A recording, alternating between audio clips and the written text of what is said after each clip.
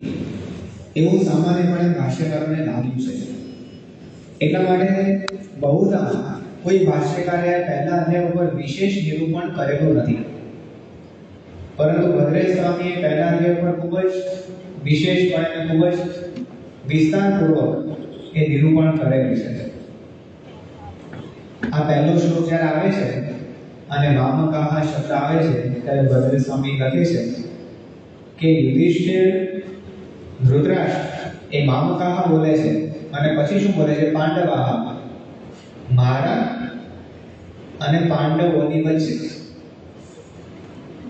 એટલે કે ધૃતરાષ્ટ્ર માને છે કે પાંડવો મારા નથી. ધૃતરાષ્ટ્રનું અજ્ઞાન એ સૌથી પહેલા શ્લોકમાં પ્રદર્શિત થઈ જાય છે.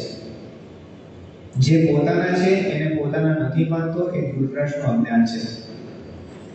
ઉદાહરણ તરીકે જોઈએ તો આપણે બધા ભારતમાં રહીએ છીએ, ધારો કે ઇંગ્લેન્ડ અને સાઉથ આફ્રિકાની મેચ ચાલતી હોય તો આપણે તટસ્થ હોઈએ. ભાઈ ઇંગ્લેન્ડની ટીમ શું કરે છે, સાઉથ આફ્રિકાની ટીમ શું કરે છે, કોણ પહેલા બેટિંગ કરવાનું છે, કોણ ટોસ જીતી. પણ ઇન્ડિયા અને ઓસ્ટ્રેલિયાની મેચ હોય તો આપણી ટીમ શું કરે છે, આપણે ટોસ જીત્યા કે નહીં, તો આપણો એવો શબ્દ પ્રયોગ થાય છે. કારણ કે ભારતની ક્રિકેટ ટીમ સાથે આપણે એક સંબંધ છે, એક નાતો છે. તો આપણી ટીમ શું કરે છે એવું પૂછવામાં આવે છે. અહીંયા ધૃતરાષ્ટ્ર પૂછે છે કે મારા દીકરાઓ મામકાહ અને બીજા છે પાંડવા, પોતાના નથી માનતો. અને અહીંયા ભદ્રેશ સ્વામી ખૂબ જ સુંદર એક વર્ણન લખે છે કે પક્ષપાતો હિ સકલ પક્ષઘાતી. એકવાર તમે એક પણ વ્યક્તિ, એક પણ સમૂહ માટે પક્ષપાત કરો ને, એનો એટલે તમે બધા પક્ષનો ઘાત કરો છો. તમે બીજા બધા પક્ષમાંથી તમારી નિવૃત્તિ જાહેર કરો છો, કારણ કે તમે એક પક્ષના થયા છો. ધૃતરાષ્ટ્ર તટસ્થ વ્યક્તિ નથી, એ પક્ષપાતી વ્યક્તિ છે એવું પહેલા શ્લોકમાં સાબિત થાય છે. મામકાહ પાંડવાશ્ય કિમ પૂર્વત સંજય, હે સંજય એ લોકો શું કરે છે મને તું વાત કર.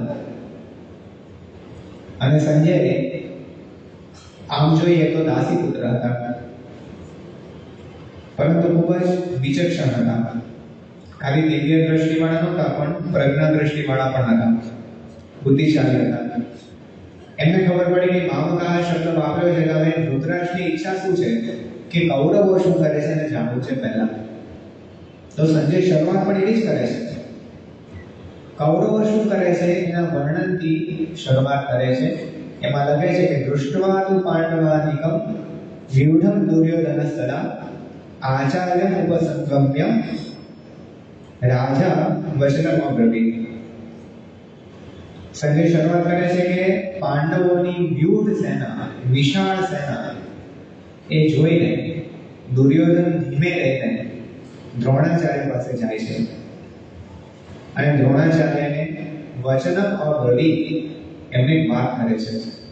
શું વાત કરે છે? પછીના તરતના શ્લોકમાં લખે છે કે પશ્યેતામ પાંડુપુત્રાણામ આચાર્ય મહતીમ ચમુ. હે દ્રોણાચાર્ય, પાંડવાનિકામ આ પાંડવોની મહતીમ ચમુ એક વિશાળ સૈન્ય તમે જુઓ. દ્રોણાચાર્ય પાસે જાય છે, જે દ્રોણાચાર્યને અંદરથી પાંડવોનો પક્ષ છે. એ દ્રોણાચાર્ય પાસે જઈને ધીમે રહીને અર્જુન વાત કરે છે કે તમે જુઓ આ વિશાળ સૈન્ય. મહતીમ ચમુ બોલે છે ને ત્યાં જ દુર્યોધનનો ભય પ્રગટ થાય છે. એકચ્યુઅલી દુર્યોધનની સેના કેટલા અક્ષોહિણી છે? 11 અક્ષોહિણી સેના છે. પાંડવોની 7 અક્ષોહિણી સેના છે. તો મહતીમ ચમુ વિશાળ સૈન્ય કોનું છે? દુર્યોધનનું છે. પણ દુર્યોધન પોતાના જ સૈન્યના એક મહારથી દ્રોણાચાર્ય એની પાસે જઈને વાત શું કરે કે દ્રોણાચાર્ય તમે જુઓ પાંડવોનું વિશાળ સૈન્ય. ભદ્રેશ લખે છે આ ભય સૂચક શબ્દ પ્રયોગ છે. દુર્યોધન અંદરમાં ભય છે, એટલે નાની સેના પણ એને મોટી દેખાય છે. જ્યારે માણસને ભય લાગે ને એટલે નાની નાની વસ્તુઓ એના મનને ડિસ્ટર્બ કરી નાખે, હેરાન કરી નાખે. એક વાર તમને મનમાં ચોરનો ભય બેસી ગયો પછી તમે જોજો, તમે જેવા ઘર છોડીને દૂર જાઓ તમને ઘરનો જ વિચાર આવે. અમુક વાર બહુ નાની વસ્તુ હોય પણ ભય આવે તે વસ્તુ મોટી થઈને દેખાય. આ એક સિદ્ધાંત આપણને ગીતામાં આપ્યો. પછી આગળ દુર્યોધન વાત કરે છે, ગણતરી કરાવે છે કે સામેની સેનામાં કોણ કોણ છે. તે ગણાવે છે અગ્રશુરા મહેશ્વાસા ભીમાર્જુન સમાયુધિ. આ યુદ્ધની અંદર મહાશ્વાહ મહાન બાણવીરો છે, શુરાહ શૂરવીરો છે, અને પહેલું નામ કોનું આપ્યું? ભીમાર્જુન સમાયુધિ. દુર્યોધનને સૌથી પહેલા ભીમ દેખાય છે. હવે આની પાસે એક રહસ્ય છે, કેમ દુર્યોધનને ભીમ જ પહેલા દેખાય છે? આના પર પણ ભદ્ર સ્વામીએ લખ્યું છે કે આ ઈર્ષાનું પરિણામ છે. દુર્યોધનને ભીમ સાથે ઈર્ષા હતી. દુર્યોધનને ભીમનો ભય હતો, કારણ કે ભીમે પ્રતિજ્ઞા કરી કે દુર્યોધનને મારી નાખવાનો છે, તેના રક્તથી દ્રૌપદીના વસ્ત્ર ધોવાનો છું. એક બાજુ ભય છે, બીજી બાજુ ઈર્ષા છે, એટલે બીજા બધાને મૂકીને સૌથી પહેલા એને કોઈ નજરે ચડે છે તો ભીમ નજરે ચડે છે. પછી કોણ નજરે ચડે છે? તો અર્જુન. એનો પણ એને ભય છે, એની પ્રત્યે પણ ઈર્ષા છે, અને એને હરાવવા માટે કોઈ સમર્થ નથી હોય પોતે માને છે, એટલા માટે અર્જુન દેખાય છે.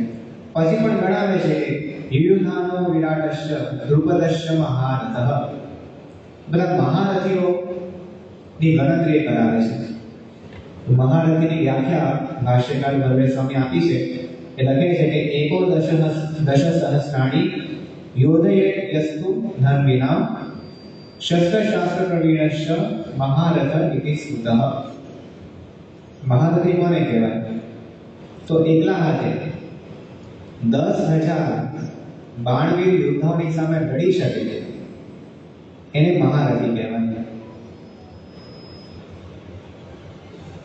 તો અર્જુન મહારથી હતો એટલે એને અર્જુન દેખાયો. વિરાટ, દ્રુપદ એ બધા મહારથીઓ હતા એટલે બધા એમને દેખાયા. દુર્યોધન પોતે મહારથી નહોતો, એ રથી હતો. દ્રોણાચાર્ય મહારથી હતા. તો દ્રોણાચાર્ય જેને વાત કરે છે તેને મહારથીની ગણતરી કરાવે છે કે હવે એક જણ 10,000 વ્યક્તિને એકલા હાથે લડીને બતાવી નાખે એવા શૂરવીર બધા છે. એના પછી પણ લગભગ 3 શ્લોક સુધી દુર્યોધન પાંડવોની સેનાના મહારથીઓ રથીનું વર્ણન કરે છે. આ વર્ણન જેવું પૂરું થાય છે એટલે ભદ્ર સ્વામી લખે છે કે કેટલી દયનીય પરિસ્થિતિ છે દુર્યોધનની, કે બધા દેખાય છે પણ કૃષ્ણ ભગવાન નથી દેખાતા. બધા દેખાયા, મહારથીઓ, રથીઓ, શૂરવીરો, બાણવીરો, પણ કૃષ્ણ ન દેખાયા, કારણ કે સારથી હતા. શસ્ત્ર ન ઉપડવાની પ્રતિજ્ઞા લઈને યુદ્ધમાં આવ્યા હતા. તો કૃષ્ણ ભગવાન તો શું કરવાના? અને આ અર્જુનનું વર્ણન પહેલેથી હતું. જ્યારે યુદ્ધ થવાનું નક્કી થયું ત્યારે કૃષ્ણ ભગવાન પાસે અર્જુન અને દુર્યોધન બંને પહોંચી ગયા. બંને એક જ સમયે પહોંચ્યા. કૃષ્ણ ભગવાન આરામમાં હતા. જેવા યોગ નિદ્રામાંથી જાગ્યા, પગ પાસે અર્જુન હતો અને માથા પાસે દુર્યોધન હતો. કેટલાક પગે પડે, કેટલાક માથે પડે, એ બંનેમાં બહુ ફરક હોય છે. તો પહેલા દેખાય કોણ? જે પગે પડે પહેલા દેખાય. અર્જુન પહેલા દેખાયો. કૃષ્ણ ભગવાને કીધું કે તારે શું જોઈએ છે, તું માંગે તેને આપું. એટલે દુર્યોધનનો સ્વભાવ હતો ઝઘડો કરવાનો. ઝઘડો કર્યો. અમુકનો સ્વભાવ હોય કારણ વગર ઝઘડો કરે. તો દુર્યોધને ઝઘડો કર્યો કે હું આવી રહ્યો છું, તમે કેમ અર્જુનનો પક્ષ રાખો છો? તો કે તારે શું જોઈએ છે, તું માંગ પહેલા. સ્પષ્ટતા કરી કૃષ્ણ ભગવાને, એક બાજુ હું છું, શસ્ત્ર નથી લેવાનો, બીજી બાજુ મારો યાદવનું સૈન્ય છે, એક અક્ષોમણી સૈન્ય છે, એમાંથી એક મળશે. દુર્યોધન એ વ્યવહારિક માણસ હતો. એને ખોટ અને નફાની ગણતરી કરતા આવડતી હતી. એકદમ મારે તમારે સૈન્યની જરૂર છે, તમારી જરૂર મને છે નહીં. સૈન્ય લઈને જતો રહ્યો. અર્જુને મારે તો તમારી જરૂર છે, સૈન્યનું કંઈ કામ નથી. અર્જુને કૃષ્ણને રાખ્યા હતા. દુર્યોધનને પહેલેથી કૃષ્ણ દેખાયા જ નથી, એની ગણતરી જ થઈ નથી. જે સર્વકર્તા છે, જે ભગવાન છે, એની જ ગણતરી નહીં. કેવી વિચિત્રતા કહેવાય. આપણો વિચાર કરીએ તો અહીંયા ઘણા બધા સત્સંગીઓ બેઠા છે, કેટલા ગુણ ભાવીઓ હશે. તો જ્યારે જ્યારે બે સંસ્થાનો પરિચય અપાય દુનિયામાં, લોકો બે સંસ્થાને સ્વામિનારાયણ સંપ્રદાયને કઈ દ્રષ્ટિએ જોવે છે? તો લોકો જોવે છે કે બે સંસ્થા જો મેનેજમેન્ટ ક્યાંય નથી, અને વાસ્તવિકતા છે. 2 વર્ષ પહેલા શતાબ્દી ઉત્સવ થયો, તમે એનું આખું મેનેજમેન્ટ ઉપર તમે કેસ સ્ટડી કરો ને, અને થયેલો છે. આઈઆઈએમ અમદાવાદ છે, એની અંદર 2 કેસ સ્ટડી શતાબ્દી મહોત્સવ ઉપર થયેલા છે મેનેજમેન્ટની દ્રષ્ટિએ, કે આદર્શ મેનેજમેન્ટ કેવું હોવું જોઈએ અને શતાબ્દી મહોત્સવ કેવી રીતે મેનેજ થયો છે એ લોકોને આઈઆઈએમ જેવી ઇન્સ્ટિટ્યૂટમાં શીખવાડવામાં આવે છે અત્યારે. અને ખરેખર એવું હોય છે મેનેજમેન્ટ. અહીંયા બ્રહ્મતીર્થ સ્વામી છે, તમે ક્યારેક તપાસ કરજો, જે રીતે આખું ખાલી એક વિભાગ તમે લો, એક રસોડા વિભાગ તમે લો, જેટલું બારીકાઈથી, જેટલું ઊંડાણપૂર્વક કેલ્ક્યુલેશન થયેલું છે, આયોજન થયેલું છે, સિસ્ટમ ગોઠવાયેલી છે. બ્રહ્મતીર્થ સ્વામી અમે જ્યારે અભ્યાસ કરતા હતા, એટલે હજી અભ્યાસ જ કરીએ છીએ, પણ સાધકમાં હતા, તો રસોડામાં સેવા આપે. તો બ્રહ્મતીર્થ સ્વામી નક્કી હોય કે એક ચોકીમાં જો મોહનથાળ ટાળ્યો હોય તો એ ચોકીમાં કેટલા ચટ્ટા પડશે ને એ ગણતરી સાથે કામ ચાલે. અને ચટ્ટા પાડવા માટે જે કાપા મારો ને ઉપરથી મપાઈને કાપવા વાગે, એમને કાપા ના વાગે. તો આટલું સૂક્ષ્મ ડિટેલિંગ, આટલું સૂક્ષ્મ પ્લાનિંગ, એની સાથે જ્યારે સંસ્થાના દરેક પ્રોજેક્ટ, તમે કોઈ પણ પ્રોજેક્ટ લો અને એમાં તમે જો ઊંડા ઉતરો તો તમને મેનેજમેન્ટ દેખાય. તો વાસ્તવિકતા છે, આપણી સંસ્થા મેનેજમેન્ટ માટે પ્રખ્યાત છે.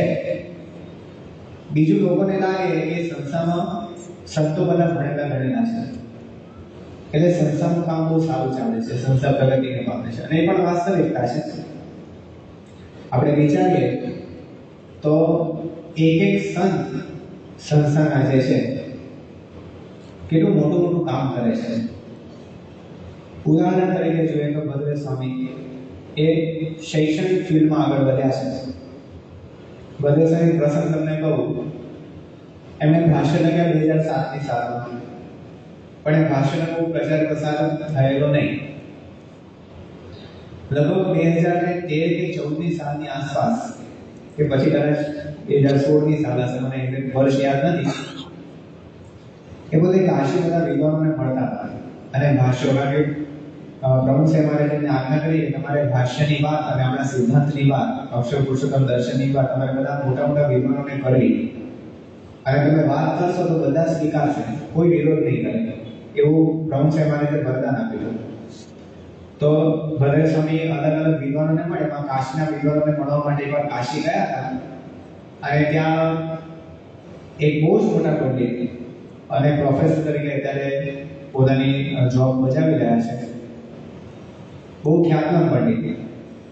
તો એમની સાથે એમને બધી વાર્તાલાપ કરી, ભાષ્ય દેખાડ્યું, એટલે પછી એ સમજાય કે બરાબર છે, ભાષ્ય ગ્રહણ તેમ જે તે. અને પછી એ ભાઈ જે પંડિત હતા એ ભદ્રસેને બીજા બધા વિદ્વાનો સાથે મળવા માટે લઈ જતા હતા, એમની સાથે જતા હતા.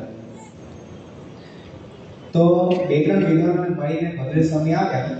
પછી આ પંડિત ભદ્રસેની ગાડી ચલાવતા, એટલે ભદ્રસેને ગાડીમાં બધે લઈ જાય પંડિતો પાસે. તો અચાનક એકવાર રસ્તા વચ્ચે ગાડી સાઈડમાં ઊભી રાખી અને ભદ્રસેને હાથ જોડ્યા, અને મેં પંડિતે વાત કરી કે સાહેબ પહેલી વાર તમને ભાષ્ય બતાવ્યું ને ત્યારે મને કે આ તો ઠીક છે, કોઈક મારી કોપી કરી અને બધું જે તે લખી નાખ્યો છે પોતાની રીતે, મને તમારા પ્રત્યે બહુ ભાવ નહોતો. પણ જે રીતે તમે પંડિતોને મળો છો, પંડિતોને તમારા સિદ્ધાંત સમજાવો છો, એ હું છેલ્લા 2 દિવસથી જોઉં છું, અને હવે મારે મારી માફી માંગવાની છે કે હું તમને એક સામાન્ય વ્યક્તિ સમજી બેઠો પણ તમે તો બહુ જ મોટા ભાષ્યકાર છો.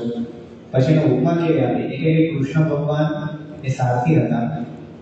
જ્યારે 11મા અધ્યાયમાં વિરાટ સ્વરૂપ ધારણ કર્યું ત્યારે અર્જુનને ખબર પડી કે આ ભગવાન છે અને એને માફી માંગી કે હું તમને સામાન્ય વ્યક્તિ સમજતો હતો, તમે તો સાક્ષાત ભગવાન છો. એમ હું તમને એક સામાન્ય પંડિત સમજતો હતો, પણ મને આજે પ્રતીતિ થઈ કે તમે બહુ જ મોટા વિદ્વાન છો, ભાષ્યકાર છો. એટલે હું માફી માંગુ છું, અંતરથી માફી માંગુ છું, મને માફ કરજો કે હું તમને સામાન્ય વ્યક્તિ સમજી ગયો. એક સંત એ કેટલું મોટું કાર્ય કરી શકે છે એ લોકોને દેખાય છે. આજે તમે જુઓ તો 80,000 સ્વયંસેવકો જ્યારે શતાબ્દી મહોત્સવમાં આવે તો 80,000 સ્વયંસેવકોને ભેગા કેવી રીતે રાખવા? એક એક સ્વયંસેવક પ્રામાણિકતાપૂર્વક પોતાના દેહની પરવા કર્યા વગર, પોતાના પરિવારની પરવા કર્યા વગર, પોતાના આર્થિક કટોકટીની પરવા કર્યા વગર સમર્પિત થઈને, સંપૂર્ણ સમર્પિત થઈને 1 મહિના, 2 મહિના, 6 મહિના, વર્ષ સુધી જ્યાં તમે કોઈ પગાર મળવાનો નથી, જ્યાં તમે કોઈ નામના માનવાની નથી, એવી જગ્યાએ સેવા કરે તો લોકો લાગે આવા સ્વયંસેવક આપણી પાસે હોય ને તો આપણું કામ થઈ જાય. પણ નથી. એ સ્વયંસેવકનું બળ દેખાય છે, સંપનું બળ દેખાય છે. દેખાય છે કે બે સંસ્થા સંપેલી છે. આજે રોબિન્સન અક્ષરધામનું કાર્ય થયું, તમે જુઓ તો રોબિન્સન અક્ષરધામ પ્લાનિંગ પ્રમાણે 2027માં પૂરું થવાનું હતું. જે પ્રમાણે પથ્થરો પડ્યા હતા, જે પ્રમાણે ત્યાં આપત્તિ આવી હતી, કારીગરો નહોતા મળતા આપણને, ગવર્મેન્ટનું પ્રેશર હતું, એવા સંજોગોમાં પણ કાર્ય કરવાનું સારંગપુરથી 50 સંતોની ટીમ ત્યાં ઈશ્વરચંદ્ર સ્વામી મોકલી અને 2021માં તો હજી કામ શરૂ કર્યું. જે કામ 2027માં પૂરું થવાનું હતું એ કામ 2023માં પૂરું થઈ ગયું. પ્રતિષ્ઠા થઈ ગઈ. ગયા વર્ષે આપણે બધાએ જોયું, દર્શન કર્યું. તો 50 સંતો સંપીને કામ કર્યું. તમે સંતોને મળજો. અહીંયા આપણે ભગત આવ્યા છે, અનિરુદ્ધ ભગત, એ પોતે ત્યાં સેવામાં હતા. તો કઈ રીતે હવે તમે સંતો કામ કરતા તો કે કારીગરો કામ કરતા એવું લાગે તમને. આ સંતો પરદેશમાં મોટા થયા હોય પણ એ પથ્થરની નાના નાની વસ્તુ, એના જે ટેકનિકલ ટર્મ્સ છે ને પથ્થરની, એ બધી એમને ખબર પડે અને પથ્થર સાથે કામ કરે, મજૂરી કામ કરે. પણ બધા સંપીને કામ કર્યું તો રોબિન્સન અક્ષરધામ પૂર્ણ થઈ ગયું. તો દેખાય કે સંસ્થાનો સંપ છે એટલે કાર્ય સારામાં સારું થાય છે. એક એક સંત કેટલા મહાન છે. એકવાર એક બહુ જ મોટા ધર્મગુરુ હતા, એમણે પોતાના શિષ્યોને વાત કરી હતી કે પ્રમુખ સાહેબ મહારાજની સાથે જે વિવેક સાગર સ્વામી ફરે છે ને, તો વિવેક સાગર સ્વામી જેવા એક પણ શિષ્ય મારી પાસે હોય તો મારો બહુ વિસ્તાર થાય, મારો ઘણો બધો પ્રચાર પ્રસાર થાય. તો એ ધર્મગુરુ તો એકદમ શુભ ભાવનાથી વાત કરતા હતા અને વિવેક સાગરનો મહિમા સમજાવતા હતા. પણ વિવેક સાગર સ્વામી કેવા અસ્ખલિત ધારા પ્રવાહ, એ પ્રવચન ચાલુ કરે તમને ખબર ના પડે સમય ક્યાં જતો રહે. અને કેટલી તીવ્ર યાદશક્તિ. આજે એમની લગભગ 85 કે 84 વર્ષની ઉંમર છે. આજની તારીખે બધા ગામડાના નામ યાદ છે, દરેક ગામના હરિભક્તોના નામ યાદ છે, દરેક ગામમાં હરિભક્તનું ઘર કઈ જગ્યાએ આવેલું આજે પણ. વચ્ચે સારપુર કોરોના વખતે હતા તો હરિભક્ત આવે અલગ અલગ ગામથી, તો પૂછે કયા ગામના, એટલે હરિભક્ત સ્વામી આ ગામના. તો કે હા ત્યાં હરિભક્ત છે, આ હરિભક્ત છે, આ તમે ઘરે આવેલા, આનું ઘર આ બાજુ છે. તો પેલા આપણું ગામના હરિભક્તોને ખબર ને કે અમારે ગામમાં કાંઈ હરિભક્તો થઈ ગયા, વીર સંસ્થાને ખબર એ ગયેલા હોય. તો આટલી તીવ્ર બુદ્ધિ પ્રતિભા, આટલું સરસ વક્તૃત્વ, તો કોઈ પણ વ્યક્તિને દેખાય કે આવા વ્યક્તિ આપણી પાસે પ્રભુ કામ થઈ જાય. પણ દુનિયાની દ્રષ્ટિ છે ને અંતે દુર્યોધન જેવી છે. કેમ? કારણ કે બધું દેખાય પણ એ પાછળ ભવન સાહેબ મહારાજ કામ કરે છે ને એ ના દેખાય. અને સ્વામી એકદમ સાયલેન્ટલી કામ કરતા હતા. સામાન્યપણે તમે જો જેવી વક્તૃત્વ છટા વિવેક સાગર સ્વામીની હોય એવી કદાચ ભવન સાહેબ મહારાજ તમને ના દેખાય. જેવી બુદ્ધિ પ્રતિભા ભદ્ર સ્વામીની હોય એવી કદાચ આપણને ભવન સાહેબ મહારાજમાં ના દેખાય. જેવું મેનેજમેન્ટનું નોલેજ આપણા સંતોને, બીજા બધા સંતોને હોય એવું કદાચ ભવન સાહેબ મહારાજમાં ના દેખાય. પણ આ બધા સંતોને આ બધું મેનેજમેન્ટ, એની પાછળનો પ્રાણ જો કોઈ હોય ને તો એ મહંત સ્વામી મહારાજ છે, પણ એ કોઈને દેખાય નહીં. અને ઘણીવાર આપણને પણ ના દેખાય, આપણે ધ્યાન આપવું પડે. જે કંઈ પણ મહિમા છે, સંસ્થાનો જે કંઈ પણ મહિમા છે, સંતોનો જે કંઈ પણ મહિમા છે, આપણી કાર્ય પદ્ધતિનો જે કંઈ પણ મહિમા છે, એ બધો મહંત સ્વામી મહારાજને લઈને છે. પ્રમુખ સ્વામી મહારાજ ઘણીવાર કહેતા કે કાર્ય જોયા પછી કારણનો વિચાર ન હોય ને તો એ મોહ કહેવાય. આપણે સાઈડ સીન કરવા જઈએ, ફરવા જઈએ, જ્યાં જ્યાં ડુંગર ને નદી ને તળાવ બધું જોઈએ, આપણને મજા આવે. પ્રમુખ સ્વામી મહારાજ જ્યારે યાત્રામાં જાય અને આવો સારો નજારો દેખાય તો સ્વામી તરત યાદ કરે કે ભગવાને કેવી રચના કરી છે. સંતો ઘણીવાર પૂછે કે સ્વામી તમને આવું બધું જોઈને ભગવાને યાદ આવે? સ્વામી કે આ બધું કાર્ય છે, કારણ તો ભગવાન છે, કારણમાં બંધાવાનું છે, કાર્યમાં નથી બંધાવાનું. તો હંમેશા કાર્ય જોઈને કારણ જો યાદ ન આવે તો ભદ્રેશ સ્વામીએ કહ્યું છે દુર્યોધન માટે કે હા હંત, અરે ધૃતરાષ્ટ્ર તો અંત છે, એનો દીકરો પણ દુર્યોધન પાસે ચર્મચક્ષુ તો છે પણ કૃષ્ણને જોઈ નથી શકતો, એનો અંધાપો છે. કાર્યની પાછળના કારણને ન જોવું એ અંધાપો છે. આ દુર્યોધનની દ્રષ્ટિ છે એવું આપણને ગીતા સમજાવે છે. આગળ વધીએ તો આગળ પણ પછી બધું વર્ણન ઘણું બધું આવે છે. એની અંદર બંને સેના શંખનાદ કરે છે.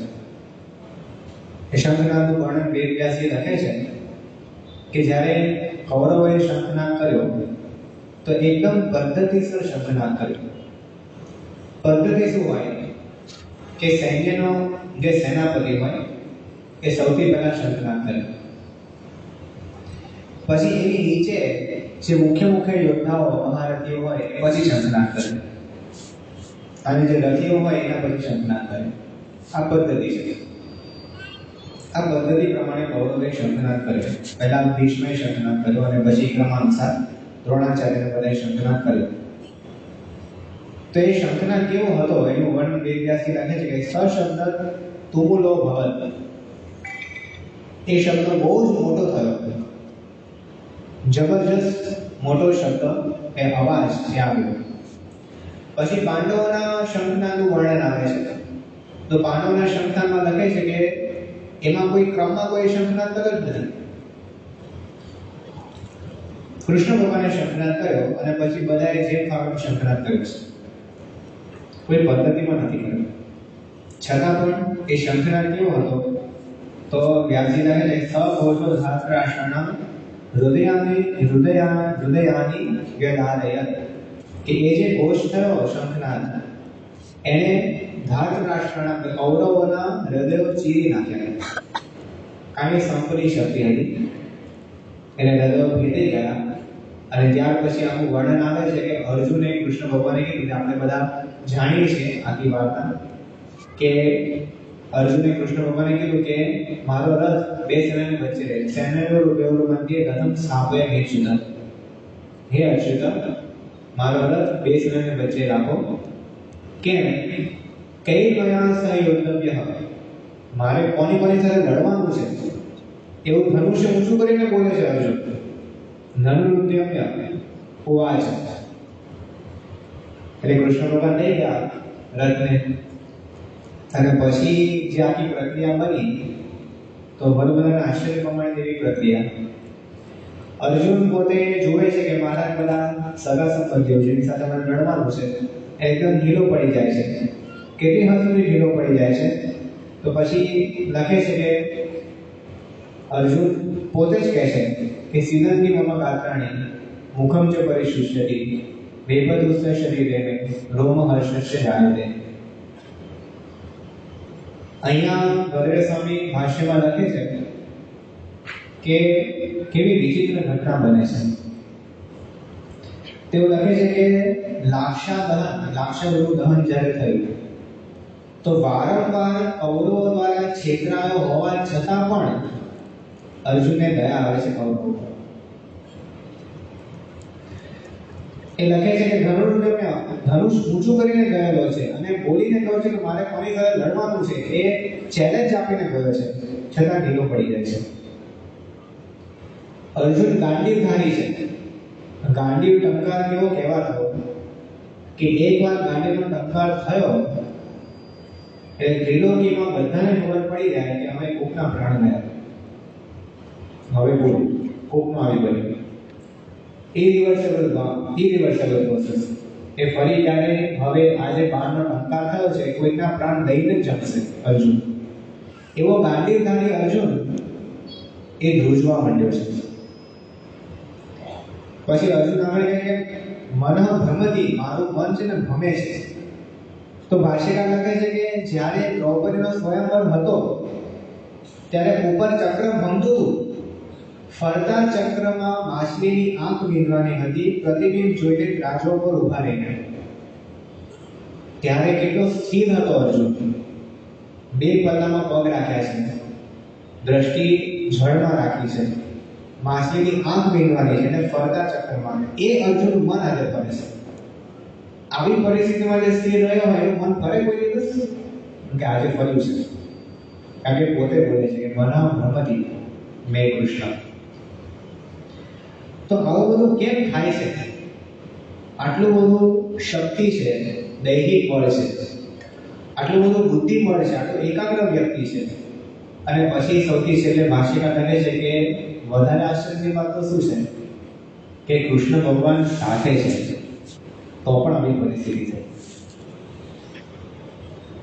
આ કેટલો મોટો સિદ્ધાંત આપણને આપ્યો કે ભગવાન તમારી સાથે હશે તો પણ મોહ વ્યાપ્યા વગર નહીં રહે.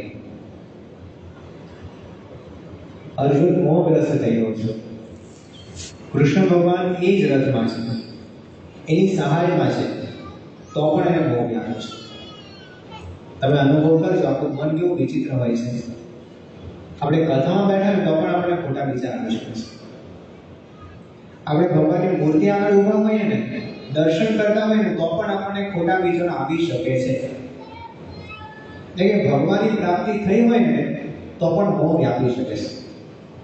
આ એક બહુ જ મોટો સિદ્ધાંત આપણને ગીતામાં દર્શાવવામાં આવ્યો છે. આ કારણ શરીરના ભાવ છે. ભાષ્યકાર લખે છે કે અર્જુનના આંખમાં આંસુ આવી ગયા છે, સ્થૂળ શરીરના ભાવ છે.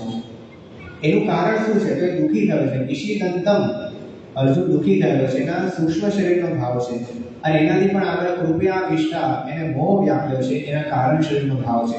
કારણ શરીરને કારણે સૂક્ષ્મ શરીરમાં દુઃખ થયું, અને સૂક્ષ્મ શરીરમાં દુઃખ થયો હોવાને કારણે આંખમાં આંસુ આવ્યા, સ્થૂળ શરીરને દુઃખ થયું છે. તો જ્યાં સુધી કારણ શરીર ટળતું નથી ત્યાં સુધી કોઈ પણ વ્યક્તિ સુખી થઈ શકતો નથી. ભગવાન મળ્યા હોય તો પણ, ભગવાન સાથે હોય તો પણ, ભગવાને હાથ પકડ્યો હોય આપણો તો પણ આવું થઈ શકે છે. આ કેવી વિચિત્રતા કહેવાય. આવું જો થઈ શકે તો હવે કરવાનું શું? તો આપણને ગીતામાં સમજાવે છે કે અર્જુન પાસે શું નહોતું, કેમ એને આવું થયું? તો કે પહેલી વાત, કૃષ્ણ ભગવાન સાથે હતા પણ કૃષ્ણ ભગવાન કોણ છે એને ખબર નહોતી. આનું પહેલું અજ્ઞાન. અર્જુન પોતે કોણ છે એને ખબર નહોતી, એનું બીજું અજ્ઞાન.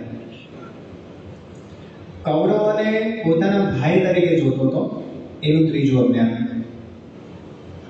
મારે કરવાનું છે, મને પાપ લાગશે, એ હું કરું છું, ભગવાન કરતા જેવું નથી માનવું, ચોથું અજ્ઞાન. અને પાંચમું કેવું, યુદ્ધ કરવા માટે જ આવ્યો છું, કૃષ્ણની આજ્ઞા પાળવા માટે આવ્યો છું, એ જે ધ્યેય ભૂલી ગયો, હું શેના માટે આવ્યો છું. ભાષ્યકાર લખે છે કે એક જ રથમાં એક જણ લડે છે, અર્જુન, અને બીજી બાજુ કૃષ્ણ હસે છે. એટલે કે એક જ પરિસ્થિતિ હોય, એક જ રથ છે, એક જ રથાંગણ છે, એક જ સંગ્રામનું મેદાન છે, એક સરખી પરિસ્થિતિ છે, એમાં એક વ્યક્તિ હસી શકે છે અને એક વ્યક્તિ રડી શકે છે. આપણા જીવનમાં પણ એવું જ છે. એક સરખી પરિસ્થિતિ હોય પણ એક જણ હસતો ને એક જણ રડતો હોય. તો ભાષ્યકાર લખે છે કે સુખ અને દુઃખ એ બાહ્ય પરિસ્થિતિને આધીન નથી. પરિસ્થિતિના આધારે સુખ દુઃખ હોતું નથી. સુખ દુઃખ આંતરિક સ્થિતિના આધારે હોય છે અને સ્થિતિ કર્યા વગર કોઈ સુખી થતું નથી. અર્જુને કૃષ્ણ ભગવાન મળ્યા હતા છતાં દુઃખી થયો છે. આખી ગીતામાં કૃષ્ણ ભગવાન એનું અજ્ઞાન ટાળ્યું છે. અજ્ઞાન ટાળીને ક્યાં સુધી પહોંચાડ્યો કે બ્રહ્મબોધ પ્રસન્નાત્મા ન શોચતી ન કાંક્ષતી. રડતા અર્જુનને પ્રસન્ન કરવા સુધીની આ યાત્રા છે. જ્યારે ભદ્ર સ્વામીને એમને ગીતા ઉપર આખી થીસીસ લખી અને પછી વાયવા હોય હંમેશા પીએચડી કરો એટલે એનું વાયવા આવે. તો વાયવામાં અલગ અલગ પ્રશ્નો પૂછ્યા હતા એમને. એમાં એક પ્રોફેસર કે જે પોતે પૂર્ણ નાસ્તિક વિચારધારાવાળા હતા, એમણે ભદ્રસેને પ્રશ્ન પૂછ્યો કે આ તમે ગીતા ઉપર થીસીસ લખી, પણ તમારી ગીતા એ ચાઇનામાં કોઈ વ્યક્તિને કામમાં લાગે? હવે આ પીએચડી થીસીસનો પ્રશ્ન છે અને આને ગોળો ફેંક્યો છે. એટલે જે મુખ્ય સુપરવાઇઝર એને કહ્યું કે આ પ્રશ્ન જવાબ તમને આપવાની જરૂર નથી, કારણ કે આ પ્રશ્ન તમારી થીસીસ સાથે કોઈ લેવા દેવા નથી, છતાં તમારે આપો તમે આપી શકો છો. બરાબર છે કે મને આપો છો? એમણે પ્રશ્ન પૂછ્યો સામે કે શું ચાઇનાની અંદર, ચાઇના શબ્દ કેમ વાપર્યો? પાછો બુદ્ધિપૂર્વક વાપર્યો કે ચાઇના કોમ્યુનિસ્ટ કન્ટ્રી છે, ત્યાંના લોકો ભગવાનમાં માનતા નથી, દેશની દ્રષ્ટિએ ભગવાનમાં માનતા નથી. તો એવા વ્યક્તિને ગીતા કામમાં લાગે તો કીધું કે હા ચાઇનામાં કોઈ વ્યક્તિ રડે છે, રડે તો ખરો ને. ચાઇનામાં કોઈ દુઃખી છે તો કે આ દુઃખી છે. કોઈને આમ ભય લાગે છે તો કે લાગે છે. તો એ બસ કામમાં લાગે, કારણ કે ગીતામાં શું કહ્યું છે? અર્જુન ભયભીત હતો, અર્જુન દુઃખી હતો, અર્જુન રડતો હતો. એને કૃષ્ણ ભગવાને ભયથી મુક્ત કર્યો છે, સુખી કર્યો છે, પ્રસન્ન કર્યો છે. તો વિષાદથી પ્રસાદ સુધીની આ યાત્રા છે. હવે આ વસ્તુ આપણને મહિમા ક્યારે સમજાય આ વસ્તુનો? લગભગ 2 વર્ષ પહેલા ત્યાં ઇન્દ્રદૂત સરોવર પાસે એક સભા થઈ હતી. જગન્નાથપુરીમાં આપણા અક્ષરભૂષણ દર્શન પર કોન્ફરન્સ થઈ હતી અને ઇન્દ્રદૂતના સરોવર છે મહારાજનું પ્રસાદીનું સરોવર, દિગ્ગજમણી ત્યાં રહ્યા હતા. એ સરોવર ઉપર એક સભા થઈ.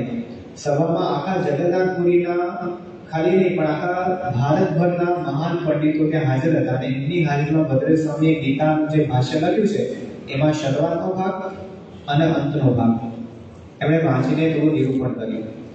ત્યારે ત્યાં આગળ એક બહુ જ પ્રકાંડ પંડિત છે, એનું નામ છે હરેકૃષ્ણ શતપથી. હવે એ પોતે વાઇસ ચાન્સેલર રહી ચૂકેલા છે, પોતે મહાન પંડિત છે. એમના માટે એવું કહેવાય છે કે હરિકૃષ્ણ સમો વાગ્મી ન ભૂતો ન ભવિષ્યતિ. એના જેવો વાચાળ વ્યક્તિ, એના જેવો સાહિત્યકાર હજી સુધી કોઈ થયો નથી ને થશે પણ નહીં. એવા પ્રકાંડ પંડિત એ પહેલી લાઈનમાં બેઠા હતા અને જેવું નિરૂપણ પૂરું થયું અને એણે વાત કરી કે સ્વામી મારા વર્ષોનો મારા મનમાં જે પ્રશ્ન હતો એ આજે સમાધાન થઈ ગયું. તો એ કેવી રીતે? તો એ મને ઘણી બધી વાર લોકો પ્રશ્ન પૂછે, કારણ કે હું પણ ગીતાનો વિદ્વાન છું, શાસ્ત્રનો પંડિત છું. તો મને પ્રશ્ન પૂછે કે ભાઈ અર્જુન એ પહેલા અધ્યાયમાં રડતો હતો, છેલ્લા અધ્યાયમાં પ્રસન્ન છે, તો એની યાત્રા શેને આધારે છે? કઈ વસ્તુ એને મળી ગઈ જેને કારણે પ્રસન્ન થઈ ગયો? તો આગે જે મને ઘણા બધા લોકો પ્રશ્ન પૂછતા એટલે હું તો કે જો 18મો અધ્યાય છે એમાં 8 વાર પ્રસન્ન શબ્દનો પ્રયોગ આવે છે, જેના પરથી તમને ખબર પડે છે કે અર્જુન પ્રસન્ન થઈ ગયો છે. તો કે હું આવો જવાબ લોકોને આપતો અને હું ગોળ ફેરવી જવાબ આપો એટલે બધાને સંતોષ થઈ જાય, સમજાય નહીં એટલે માની લે કે બરાબર છે, આપણે સમજાતું નથી પણ એ કહે છે સાચું છે. તો કે મને મનમાં ખબર પડે કે મેં જવાબ બરાબર આપેલો નથી એટલે મને કોઈ સંતોષ થયેલો નહીં. આજે તમે જ્યારે વાત કરી ત્યારે મને ખબર પડી કે અર્જુન બ્રહ્મરૂપ થયો, બ્રહ્મ ભાવને પામ્યો કૃષ્ણ ભગવાનનો ઉપદેશથી, એટલા માટે પ્રસન્ન થયો છે.